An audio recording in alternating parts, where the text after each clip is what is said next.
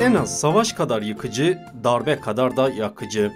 Hangi gerekçeyle yapılırsa yapılsın, oluşturduğu tablonun rengi her zaman siyah oluyor. Sonucunda ya talan ve gözyaşı ya da yarım kalmış hayatlar görüyoruz. Sadece belirli coğrafyalarda yaşandığına tanıklık etsek de tüm insanlık için büyük bir tehlike arz ediyor. Bu kez işgal kavramını ele alacağız. Her zaman olduğu gibi hem halka soracağız hem de tanımını sizlerle paylaşacağız. Dilerseniz öncelikle hep birlikte halka kulak verelim.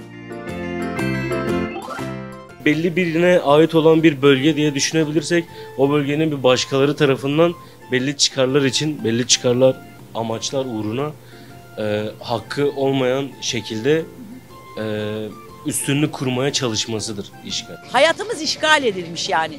Hayatımız başka insanlar tarafından, başka güçler tarafından işgal edilmiş. Yani işgalin bir sürü anlamı var. Yağmalama, savaş, yok etme. İşgal benim için sömürüdür. Yani başkalarının hakkını yemektir. Vallahi ablacığım şu anda görüyorsun yani işgalin ne olduğunu, yani yaşadığımız hayattan, yani gezdiğimiz yerlerden her yerde yani işgal vardır yani.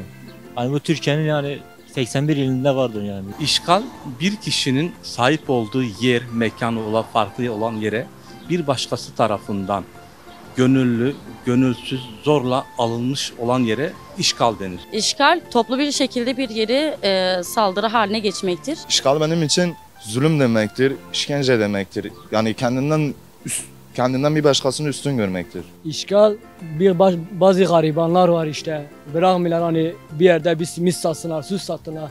Hemen tık yapışırlar, kovuyorlar, bırakmıyorlar. İşte işgal budur abi. İşgal bir yeri zorbalıkla da olsa, savaş halinde de olsa yani bir yeri işgal etmektir. Yani zorbalıkla da o savaşa girmek demektir. İşgal insanı işgal etmektir, gelip yani kalkmak demektir, sevmemek demektir, hainlik demektir, zulümlük demektir, vefasızlık demektir. Benim için bir yeri talan etmek, bir yeri ihlal etmek. Bugün görüyoruz yani işgalin ne olduğunu çok iyi biliyoruz. Yani bizim başımıza gelen şeyler yani işgaldir yani her şeyimize el konulmuş. İşgal yalnızca bir yeri zapt etmek değil. İşgal bugün mesela bir oyumuzdur, bir şeyimizdir.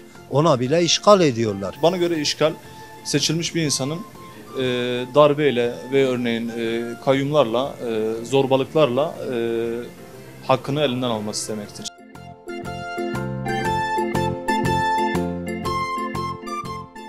Talan, gasp, bir yeri zor kullanarak almak. İşgal nedir sorusuna halk tarafından verilen cevaplar böyleydi. Gelen cevaplar arasında Kürt halkına zulmetmek ve vatanlarına el koymak da vardı. Şimdi de gelin hep birlikte tanım bölümüne geçelim.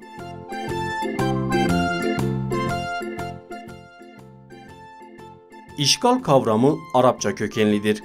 Bir ülkenin, bir bölgenin veya bir yerin savaş yoluyla ya da farklı zor yöntemler kullanılarak ele geçirilmesidir.